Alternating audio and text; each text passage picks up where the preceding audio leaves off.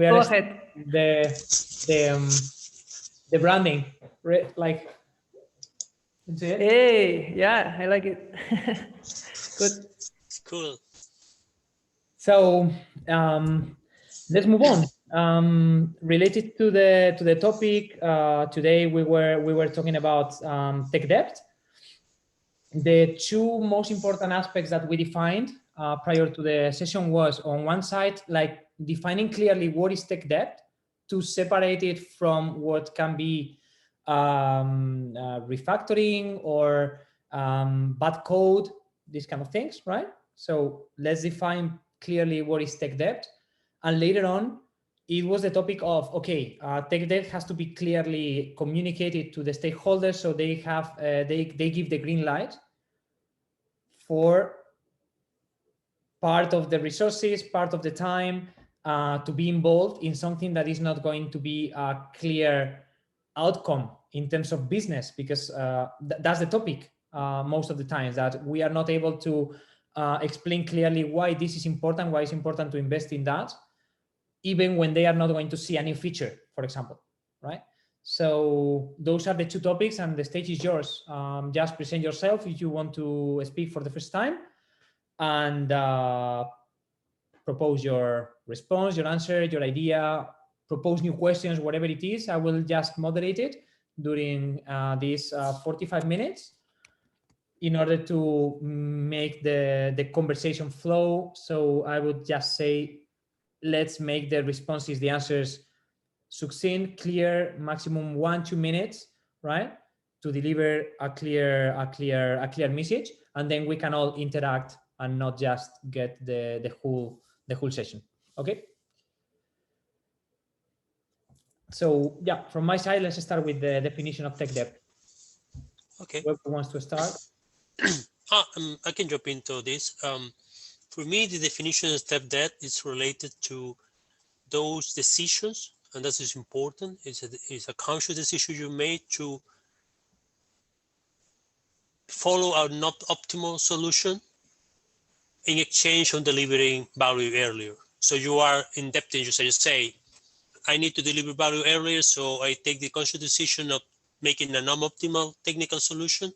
And I know this is going to hurt me some point in the future, so I committed myself to fix it later, and that is important. I mean, bad decisions are not debt. Things that you didn't consider are not debt because you never made it a conscious decision. So, and the other thing is that in general that should be agreed with the product management, because you need to negotiate that later you will need to pay that. You cannot endebt yourself and then say, hey, I have all this debt, and the product manager say, where this debt coming from? I mean, what are you talking to me about? And that for me is the important part. The technical decision, tech debt should be conscious decision, agree with the product management, and as much as possible, you should have a clear idea when and how you are going to pay this later on. It's like debt in general. I mean, that's what you should do with your debt in real life. So simplifying is like something you will need to pay later, and in tech, it's is related to some decisions you take today that will compromise the future in some way. You are taking the decision today because it's the best option, just because you want to go fast, just because you don't have more time to decide on something better, or you don't have better people in the team to decide something better that reduce the tech debt. But the reality is that you decide something today related to the tech ecosystem that you are building that will compromise the future, and you know that at some point in the future you will need to come back here and pay that debt, which means normally redoing the things, or starting from scratch, or refactoring, whatever it is. It has many ways, but it's about doing something later because of the decisions you are taking today. It's like that, right? Tech debt for you. Yeah, I think the other important part, I like that you take this metaphor of debt, this the idea of debting, is that you're doing that because you don't have the capacity now. It's you are like, otherwise you would do it, right? So it's, I mean, and this should bring some value that justify later what you're going to pay later. We usually will pay more because there are some tech interest because you haven't carried on this step there for some time. So the other thing is that if you don't have a clear idea what value you are getting out of it, why you are incurring that debt. Yeah, at some point is the goal. I mean, you are consciously taking tech debt, especially at the first stages. The MVP is I think the major example of tech debt. You are doing it in order to be destroyed. You are not thinking much farther than it has to validate that there is market for this solution and the customers are willing to pay for it and we can start making money out of it. It's the only goal of that piece of technology, and you know that this is not going to last because you have not made any kind of decision related to best practices to code. It's just go quick and dirty, the faster the better. So at that point is when the tech debt is really clear. Is the debt is so high that you need to destroy everything and start from scratch. Later on, I think the line start to be blurred because at some point you have a big project and at some point you cannot start from scratch, but you have been deciding over and over again in the same project. And then you have something that is not directly fitting the needs of your company and the needs of your customers today. So you accumulate tech debt in another way, but the best example is the MVP. What I would like to know is if you guys, Marcel, Tao, Jordi, want to add anything else or any kind of add-on to the description of tech debt or another vision. I would say that you have described like the ideal tech debt. I mean, you are planning for it, you are aware of it, you are perfectly conscious about it. That's the ideal case. It's sometimes the case, but I would say it's not always the case. I read somewhere a definition of this distinction about conscious and unconscious technical debt.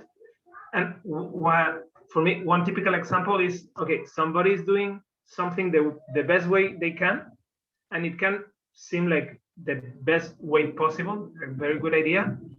In the future, they did some complex code, like adding some generic in some part, and then you need to extend that in the future, and then you realize that it's getting too complex to be easy to maintain.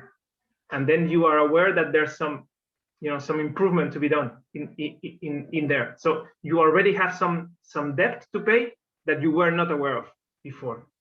So this is some other kind of this. I don't know if you want to call it technical debt, or you only want to call technical debt where you are perfectly aware of, and you would call this just buggy code, but it's not buggy. It's just that it's hard to maintain. So I would add this. Yeah. Okay. So there is another concept here that is the tech debt that is unconscious and the tech debt that is conscious. Here, I would say as an example, I think it can fit with the MVP example of before. Like you do an MVP and you are consciously making that MVP just to destroy it because you know that the goal of that project is to validate the market, not to have the best technology available to scale because you are not thinking about scaling. And unconscious tech debt is where you have, for example, a lack of expertise in the team. You have one goal, which is, for example, delivering one feature to your customers, and you do it in a way that is generating a debt in the future. You will need to do something else to maintain it or to do it better just because it was badly done, just because the lack of expertise or the pressure, but is not conscious. I mean, you are not doing it knowing that later on you will need to refactor. Maybe a junior dev is doing it, no one is checking the code, and then is generating tech debt and is not forced, right? Is not aware. It's a good point. How do you get there? Because my point, I agree that sometimes it's happened, but it's not to say, for instance, if you are getting this because you are putting people who is a junior developer to do something which is complex, that should be a conscious decision. You know what you're doing. You know you are incurring in debt. by definition. You are putting someone who has no expertise, or you are using some, it's like you start using some patterns or anything that you don't have expertise. Why are you doing this first? And you decide to do it, then it's a conscious decision. It's not like, but I don't know, I do the senior people. I mean, I don't consider myself to be junior, and still I feel that I'm learning stuff like every day. And sometimes, like 3 months later, I come to some piece of code I did myself, and yeah, I know that I could have done it differently because I have learned something about the technology, or even about the business, even about what we are modeling in there. So, you know, this kind of knowledge, evolving knowledge, happens all the time. Sometimes it's so small that, you know, you think, okay, I could have done this better, but I don't need to. But sometimes you really say, okay, no, if I want this to be maintainable and to make it, to evolve it, I really need to do some refactoring here and to spend some time and to pay this debt, even though for senior programmers, I would say. So I will launch the question also for Aurelien. Thank you for coming. Hello. Hi. Yeah, sorry, I'm late. I was in no problem. No another problem. meeting. It's an open space. So what you defend, Pablo, I think, is that there is no such unconscious tech debt, right? there are much less that people acknowledge. It's like why you are making some decision. It's like you are doing this complex decision. It's like, I agree. I mean, my point is that I should never expect anything to be perfect. So something is not perfect, it's not automatically tech debt, because things need to evolve. For me, this is part of the conversation and the education also to the managers, that technology need to be, it's like an equipment, you need to maintain it. It's not, this doesn't really means it is a tech debt, because the requirements are changing. So if you are changing requirement, you cannot expect to be able to add more requirement without at some point adapting the system. That's part of the cost of improving. It's not the same that depth, in my opinion, because my point is, how do you negotiate with the manager? That's for me what makes the difference. It's like the reason I try to be so strict in the definition is because the way you negotiate resources with the management or the product management is different depending on the context. Because as I said before, if you agree it, then you have to pay it. They cannot tell you no, because they agree that you will. There was agreement, that it was a commitment of both sides. But if you are adding new requirement and your design doesn't support it easily, then you need to combine, say, you know, we're expanding the system in a way we didn't consider initially. And that's why this is so complicated. You don't need to justify a step debt, because the problem that you justify a step that you are telling, in my opinion, the wrong message to the manager. No, I mean, the system is evolving. At some point, you need to refactor it, you need to upgrade it, you need to do something different. It's not step debt. It's a natural growth of the system.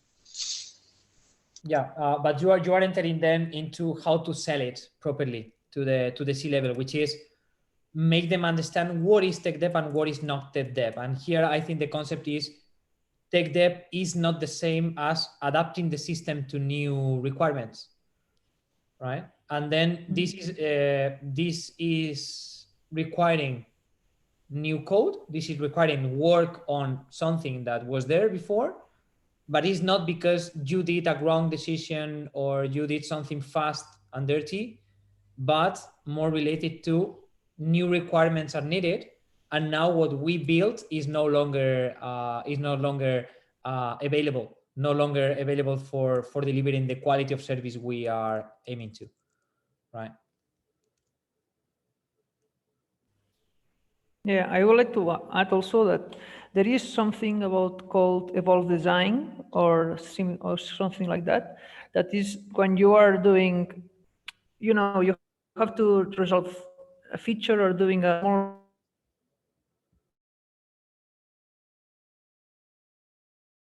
evolve this product, and you're going to distract some architecture and add other features and other stuff in other way. These kind of things, I am not sure if tech debt itself. Okay, maybe you can, if you know that your MVP will have like, I don't know, 1,000 of clients in 1 year, yeah, you can say, okay, I'm going to do an MVP that is a tech debt because I will have for sure 1,000 of clients, no, in 1 year. But when you are doing something that you are not sure if it will work or not, I think this kind of tech debt is, I think it could be good or reasonable to do it for an MVP. But for me, the tech debt is more like when you are doing something that you know you're taking the shortcut. So you are doing something that it works now, it works in 1 month, it works in 1 month and a half. But in 2 months, let's say, when a manager or your client will come with another feature to do, then you will say, oh, fuck, I have, instead of doing it in 2 weeks, I need 2 months, right? Because I need to refactor again the whole system. So for me, just to finish, technical debt is more like something that you are consciously doing it. So you are paying, right now you're taking a shortcut for doing something quickly or fast than you are doing in a good way or in a scalable way.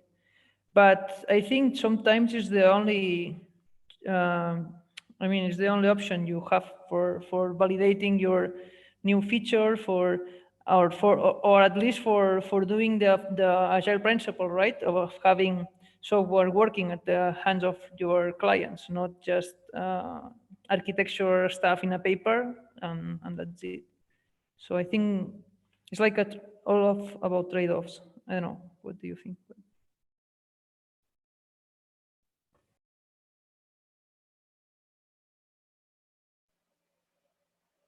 Indeed, I think I agree with you in a way that sometimes you have some you don't have the time to make it really great as you wanted, and sometimes you have a pressure people saying, hey, you have to do it before the end of the week, and even if sometimes they even say, even if it's not perfect right now, we will refactor it later. And then sometimes I advise, it will be more, it will cost more if we do it later than right now. Do you want it to do it fast and dirty? Are you sure that you want that? And if the client, if the whatever say yes, I go for it actually. But in this case, I'm aware that later I will have to change it, and maybe that the client will not be finally allow us to fix it. But yeah, in this case, I'm aware that I'm building some tech debt. But in some other case, like for example, you have a lot of junior in your teams, and there is not enough people to check the code that is built by them, and you're not aware of what is happening. And when you have an expert profile that come and the guy tell you, hey, there is a problem in the code, it's not good, and now you are finally aware that there is some tech debt and you have to deal with it. So yeah, when you say that you are aware of the situation, it's not true in every cases, but yeah. The Tao was mentioning that, right? Like sometimes you do your best given your own knowledge today, and that can be this unconscious tech debt that you are taking because you don't know a better way to do it. Right now there is this lack of expertise in the team, and you do what you can do, right? And if this is not the perfect solution, and this is kind of a shortcut for the future, and this will mean that in the future you need to improve it, maybe it's unconscious on the way of we don't know how to do it better, right? But yeah, at the end you will need to refine it later on, even when the requisites don't change, as Pablo was mentioning. It's just like you didn't have the expertise needed to develop something with all the requirements, and then you are sacrificing part of the requirements just because you have a lack of expertise. It's just like that. That's the way I have managed that with the management. Is like we were developing some technology, and the team was the one we had, and we didn't have a super expert. In that case, with IoT, we didn't have a super expert in radio technology, and that's a very specialized area. And my point is that it's hard. I mean, it's different when you don't know what you don't know. But I think there was something important is to try to understand what you know, what you don't know, or what your level of expertise or confidence, and say, be open and say, you know, given our team or our expertise, there is this risk, but this risk is not, again, from my opinion, strictly speaking, technical debt. It's more like we have a risk there because we don't really know, even if we are going to be successful in delivering this, because that depends. Like the first time you try to do something, if you don't have the expertise, you need to be aware of there is a risk. It's like the way I manage, it's like, because otherwise I say, okay, I will do it. And you don't expose to the management that there is some risk involved. And you later on came and say, oh, I have this technical debt. For me, again, it's a matter of communicating to the management what's going on. The way I've done is say, you know, we don't have all the expertise we need. So options is like hire someone with more expertise, there is the money. Okay. Hire an advisor or something external is not available. Well, we're going to do this, and then you know that you have a risk. The risk will be you don't meet the requirements, or the quality is not the one you expected, but there is some outcome on that. I mean, for me, there is a slightly different that technical debt in the sense that there's more uncertainty, and that will happen even if you have the expertise. It's something you're trying new. There is no 100% guarantee that what you're doing. I mean, the more you are in the realm of research and development, the higher the risk. And this happened a lot to us. We were building stuff that most of the industry was learning to do, so we could not expect. And that was a very, very frequent source of tension with the management in the CEO was saying, well, we are learning. Everyone is learning. So you need to be aware that there is risk. I like these stories.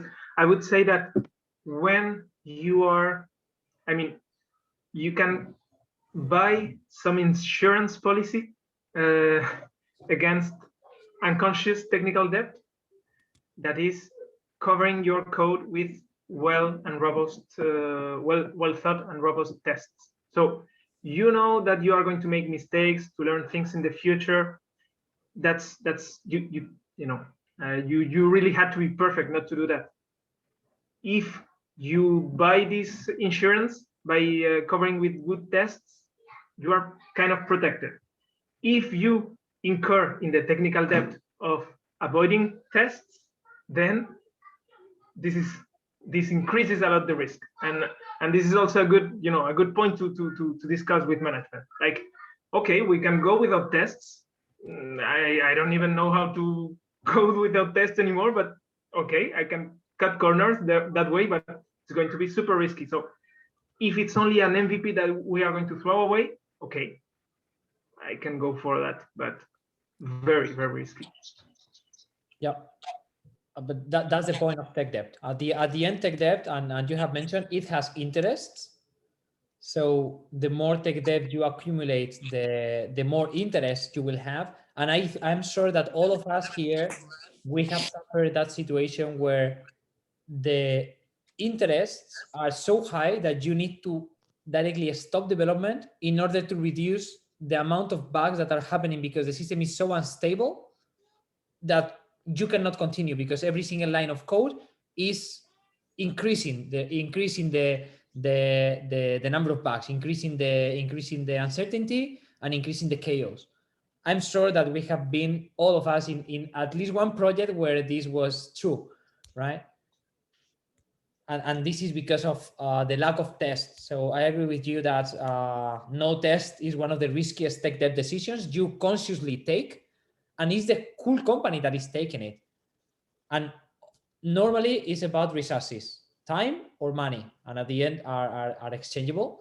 So it's like, we need to deliver this by then, and you see from a technical point of view that you cannot deliver it, and put the test all in that amount of time. And then you sacrifice tests because this is not what the users are going to use. So you are starting to do that, the practice. So this moves the conversation to how you can sell tech debt, how you can communicate that this is one of the riskiest decisions they can take, so they really trust in the team and really get into the deadline, decide them with the team, not just publish it or tell it to the customer when it's B2B. Is this part of the conversation where these kind of topics arise? Because it's on the hands, maybe not on the last developer, but it's in the hands of the company to manage this tech debt at a team. And it's not only responsibility of the CTO to manage it. Because if on the other side of the table, the CEO is saying no to these resources, no to this time frame, then there is less that the CTO can do in order to manage that tech debt properly, to be conscious and aware how much it is, how is going to be the plan to manage it, to be reducing it properly. If you don't have the time or you don't have the money, you cannot reduce it. So let's move to that part of the conversation. I would like to know, Jordi, you want to participate, Miguel, starting in this new conversation on how to communicate it to the C-level, to the executives, which kind of selling points we can use in order for them to understand clearly what is tech debt and why it's important to keep it under control, how we can start this conversation. Well, in that sense, I would prefer that you help me in understanding that, because precisely what I've faced lately is that we've been accumulating technical debt, and I've tried to introduce the concept of technical debt because it was something that my company didn't know. It felt a bit frustrating because in the end, the answer has been, yes, we understand, we will do it later. What means that we are accumulating debt and we are accumulating interest. And from my side of things, that I'm not the manager, it's a bit frustrating. But in the end, what can I do except for informing them and making sure that at least all technical debt is listed and it's known. So yeah. The first thing is to uncover how much and where is that tech debt, right? The first topic is to know from the tech side what is there and how is going to.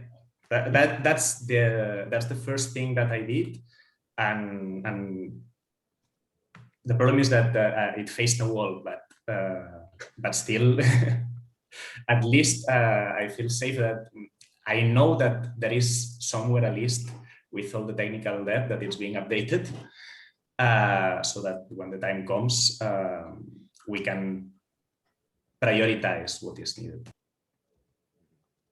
Yeah, what from my point of view, what I'm trying to do is to get the indicators. We have support indicators where we can see and analyze all the issues that arise by the client, and there. We are able to see, okay, how many bugs we are facing in specific modules. That's something that is on over the table, no? When I'm trying to negotiate if we need to just create new modules and forget the legacy part of the company. But it's quite complicated. So the other strategy I'm doing is like going to this microservice architecture. So doing that, what we can do is like, okay, the new modules can be created from the scratch. So once I have a small opportunity, to instead of improving a new module, what I do is to rebuild the module using innovative architecture that is going to be sometimes faster than the legacy one. So little by little, I'm rebuilding like an old platform. So that is a kind of opportunity, and at the end, I'm presenting the results. Like, okay, this is the new platform, the new modules that have been built or created with a, you know, a microservice architecture or based in another kind of technology, and this is part of the old platform.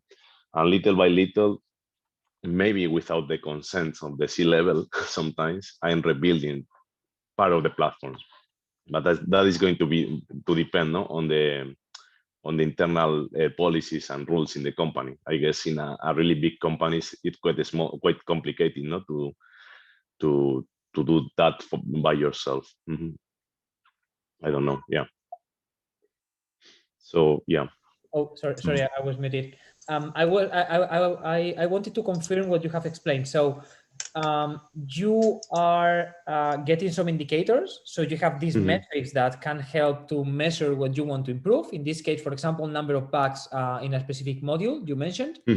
And then what you are proposing is, or what you are applying is getting a quick win. So letting you and your team build microservices architecture for a small part, for a new feature, for some kind of component, and then based on the same indicators, proving that the new architecture is working better, and it has taken relatively the same time or even less, right? Is your point?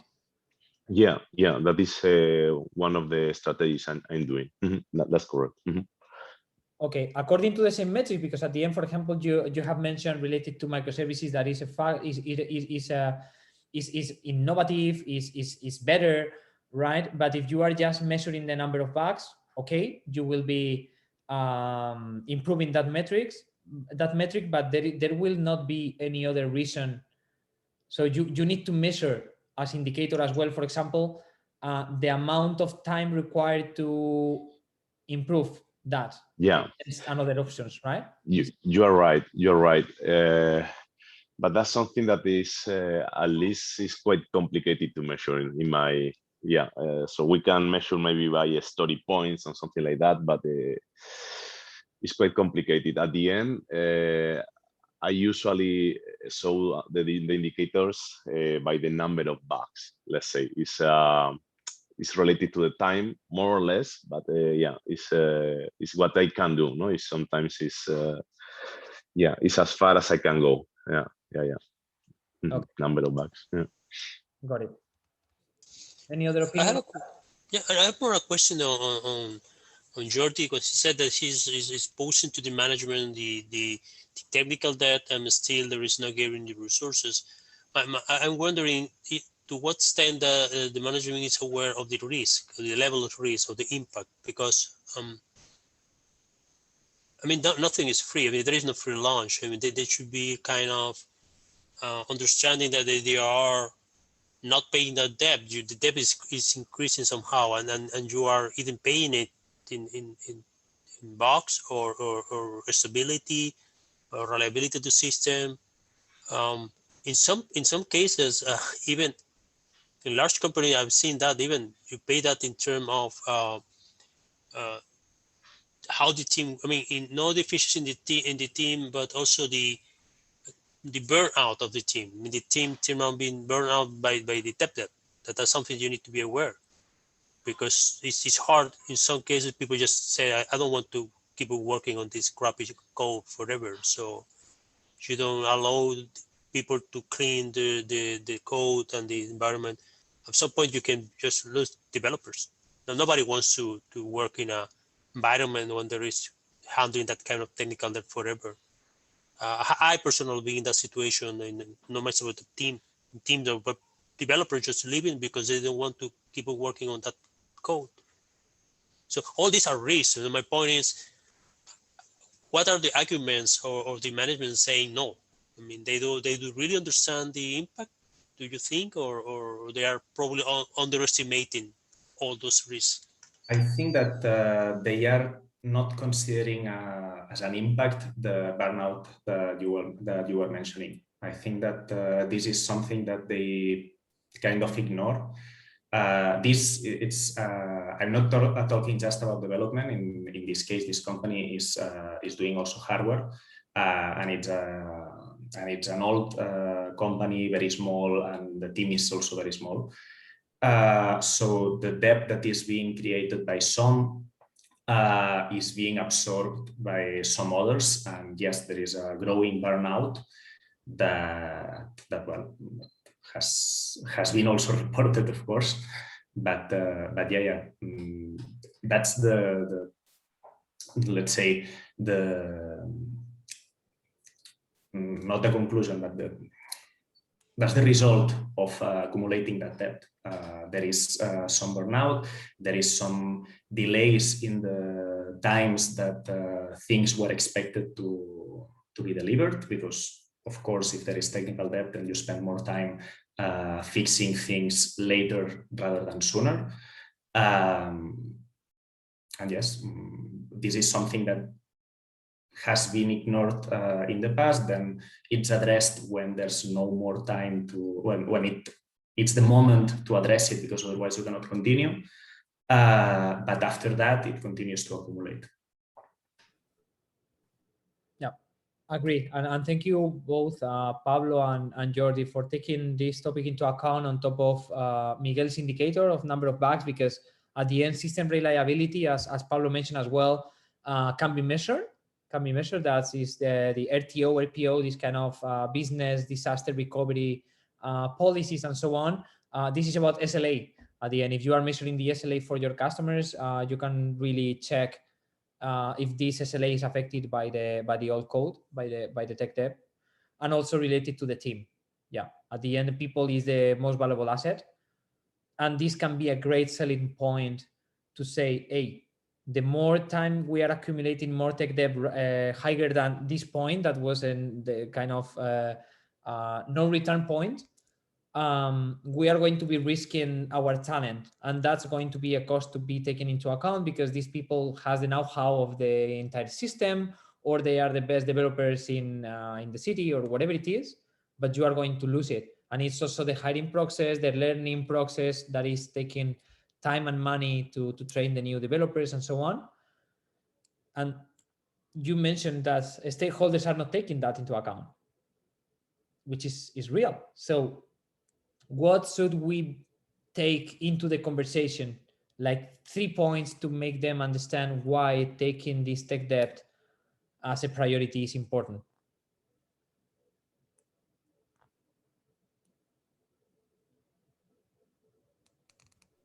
Well, I think that the importance for the clients, we should start talking about the clients and how we can deliver faster and better software if you reduce this tech debt, right? Because for the management, I think the importance of the customers, of clients of our software, it's so important, right? If you start talking about because we improve our technology, this point, I think it's not the good point to sell. So maybe, I don't know, talking more about clients, as well as Jordi said about the happiness of the development team, maybe. And I don't know, I just thought this point. So we can sorry. No. No, I was pointing, I wanted to point that maybe we can talk also about I don't know if you already talk about that, the security risk that are below, no, or behind an old technology. That's something that when you are doing, you are telling, no, like, okay, we are using an old technology and it's somehow deprecated, and these are the risks that are kind of published sometimes. No, you can have a public information about the risk that, for instance, that that has an old technology using an old technology as PHP, for instance, 7.0 version. So that's something that can be also, no, pointing into the discussion somehow. Okay, so what is the risk? No, you are exposed when you are using this old technology and legacy. Maybe, no, will be another interesting point. Yes, but maybe that is not tech debt. It's just that the system has to evolve, and we are on the same point at the beginning, like Pablo was mentioning. It's just that the system needs to adapt to the new times, because right now the technology you were using 2 years ago is not valid anymore, because right now it has been discovered a couple of security issues with that version, and you need to dedicate time to fix that. Otherwise, you will be in trouble.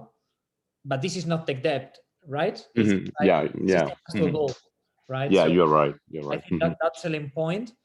Yeah, for maybe for other examples can help or can serve because you decide consciously that you wanted to use that version of the code, knowing that 1 or 2 years later you were needed to evolve because you wanted to use something stable. Yeah, kind of an LTS version of the code and not using maybe a new release.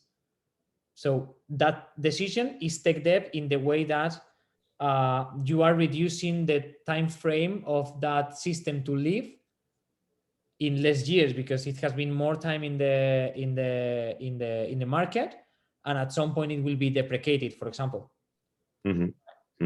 Yeah, right. Okay. So there is not a lot of difference, but there is a slight difference because you are consciously getting one version against the other, and that's Pablo. You would say that that is tech debt because you consciously decided to go with an older version just because you wanted something more stable. Yeah, absolutely. Actually, I have done that. I mean, in the embedded world, that is it's really common that, for instance, you accept that you are using some version of libraries or exec because you don't have the resources, and that implies that later you are going to have the risk of getting out of support. So you need to, because you need to support that on the field for many years. So that's definitely it's a decision. And again, it's risk. Yeah, I agree that for me this is technical debt because you are taking the decision now. All the libraries eventually get all the technology eventually aged, so you cannot tell it because your technology is getting old. That is technical debt. It's like depreciation, which is a different term, and I like to use it because legacy code is not the debt. Legacy code is a code that has been arriving to its end of life, but that is natural. All the assets have this. You invest in equipment, and the equipment have a life. And the problem is that you didn't plan for that. That's the problem. The reason I like to change the mentality is that because you need to know that that is not forever. Yeah. Nobody expects to buy a computer and run it for 20 years. If you develop a software, you know that you need to maintain it. You need to plan for that. You need to have the resources for that. That's not technical debt. It's resource planning. And if you cannot afford that, maybe you shouldn't be developing that system in the first place. Yeah, I think that's the first thing that we need to take into account in order to sell tech debt to management, to stakeholders. Being very clear that the whole throughput, the outcome of the team is not going to be the same over time, and it's not going to be 100%, never. But even when 1 month in a row you are achieving 80% and you are delivering stories like hell, maybe next month is about shifting the focus for updating a legacy code, because it's that point in time where you need to do it, right? Because maybe the next month after the next one is when that version goes deprecated, right? So at the end, I think setting that expectation from the beginning is going to help at least to start the conversation. So they really understand that the coders are not machines and that the system has a life cycle as any other asset, as any other hardware, for example. And you will need to dedicate resources there. And if you are paying 1 million for your team, you know that 100,000 maybe is related to updating things continuously, because code is like that. It's getting old over time, right? It's interesting. I don't know if this is properly handled in the agile world, because in the pre-agile world, the concept of maintenance of the system, the lifecycle management of the system was very clear and very well established. And I'm not sure that in this agile philosophy, this concept is clearly handled. I'm curious. I will dig into that, because I think it is not. It's like you say, it's like this concept that you are continuously adding value without limit. And no, you need to stop equipment to maintenance in any fabric. I mean, any industry. You never produce on the final. I mean, you need to reinvest in maintain it. So it's kind of in software is magic. You don't need it. But in the agile world, it's supposed that you have like in the sprint, no, like a percentage of the story points to improve the system and rebuild the system and refactor the system and so on.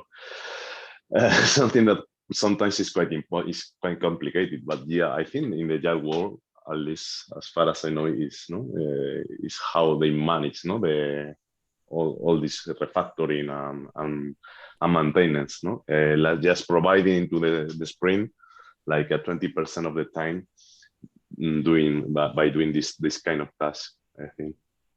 Well, there are different methodologies, right, in Agile. There is the Kanban, Scrum, XP as well. But at the end, as far as I read, in Agile, the concept is you are not doing user stories without refactoring. So it's inside a user story. So it's not conceivable to say, okay, team, you have to do this feature, but don't touch the legacy code. Just do this feature. No, usually it's like a packet, right? When you are developing new things, you are refactoring and doing evolved design. And you are, for example, if you want to do a shortcut for doing a feature, it takes like 3 days, but the team will tell you as a product owner, no, it will take 5 days because I want to do a better REST API because I am doing new endpoint and blah, blah, blah. And then as a product owner, you should know if they are not using these 2 more days, you will have tech debt because of that, because the team can do it faster, but this is the theory. In practice, it's difficult because in practice, if you need to, for example, let's say you need to switch from one framework to another, or you need to change the architectural stuff in a different architecture, there is no user story. The users don't tell us, okay, I don't like using these microservices. I want to use hexagonal architecture, and right? Yeah, in that case, yeah. I will just add that probably the misunderstanding here is that the stories are not only for users, but for stakeholders in general. You can create story for other stakeholders. Yeah, this is a good point. That's how I handle that. It's not only user. Users are probably the most important stakeholder, but are not the only stakeholders. Yeah, and that is important because other stakeholders can introduce the CTO of the office and CTO when they are not part of the development team as such, or more like a technology branch or the CEO. They usually have they're stakeholders. They should be able to create stories that you should, like that you say, adopting a different framework or migrating to new architecture, because there are and now the negotiation is between the stakeholders. Now the CTO need to negotiate with the product manager why this requirement is important, but that's another conversation. But I think that you consider a broader concept of stakeholder. It's a little bit easier, but it's not easy, but easier. It's a difference, easier than easy to negotiate that kind of stories. Yeah, in my I don't know, in my experience, I had to fight a little bit with the product owner, saying, okay, this story is bad. It has priority because the other one is just adding a feature. But if we do that before, we add a feature with less work or less effort. If you do it another way around, we have to do some mess for adding this feature, and then we have to. But this is like, as you said, a fight between product owner and stakeholders. No, definitely. And you mentioned this Boy Scout principle, Marcel, that is a good way to introduce alleviating the tech debt as part of the delivery. And this is what CTO has to clearly explain to the stakeholders. Hey, we are dedicating to the stories a bit more so we can handle the tech debt, and this is not going to exploit in our hands in 6 months from now. So you need to understand that stories are taking longer, and this is our maximum capacity. We are able to deliver, I don't know, 70 points or 6 stories, whatever it is, right? But you are doing the two things at the same time. Tech debt is when you consciously decide not to do it in a certain task, for example. because you are lacking of time right now, because you need to deliver something to a very big customer and you are not doing that Boy Scout principle for a certain task, right? So the more higher standard you have, the more difficult it is to incur into tech debt. But in order to have that high standard, you need to have the buy-in into the C-level.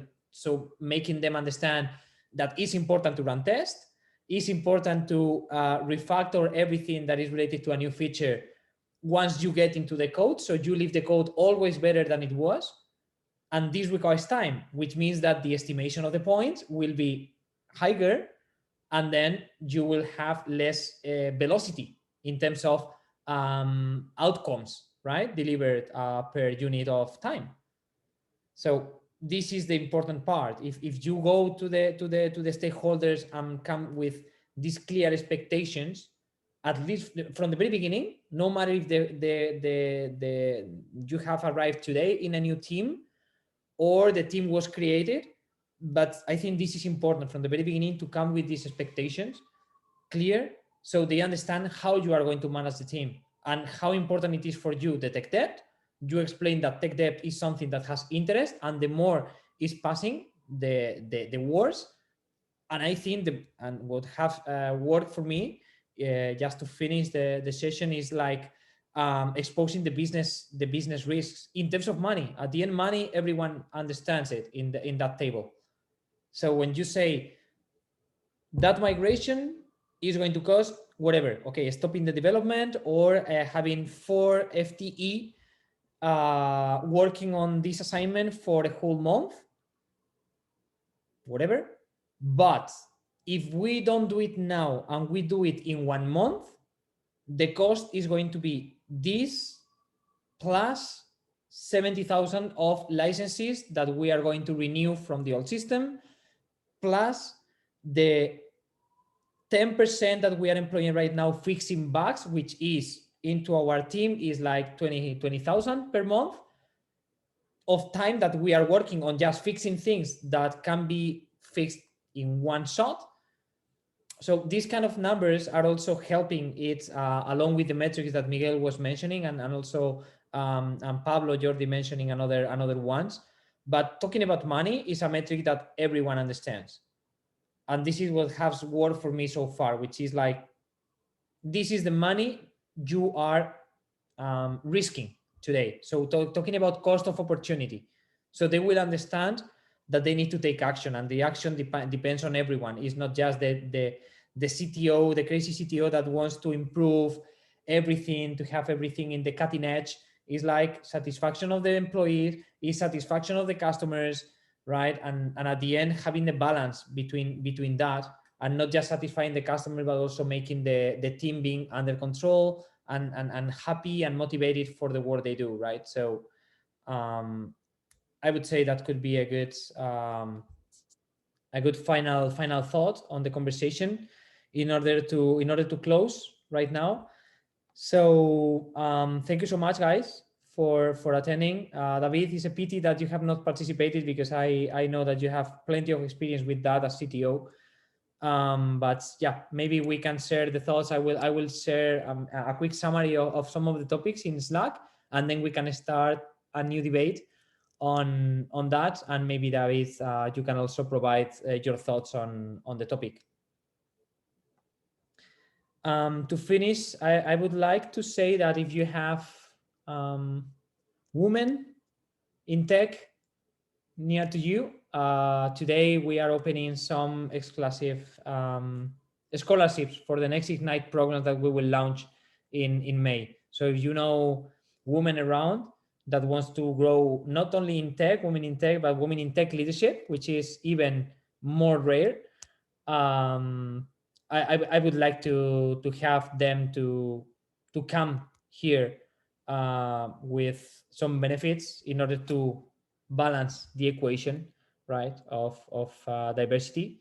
So yeah, just a final point to you guys. If you know anyone, you can just redirect back to me. Okay. Nothing else. Thank you, guys. See you in the next open debate. I hope that the formats is great for you, and I hope you found open discussion appealing and that your voice is heard. Again, I will put my own summary, but your notes are more than welcome if you have been taking notes or ideas from others or from yourself. And see you in the next one. Thank you very much. See you. Thank you, Thank guys. you. Bye-bye. Ciao. Have a nice evening. Bye-bye. Bye.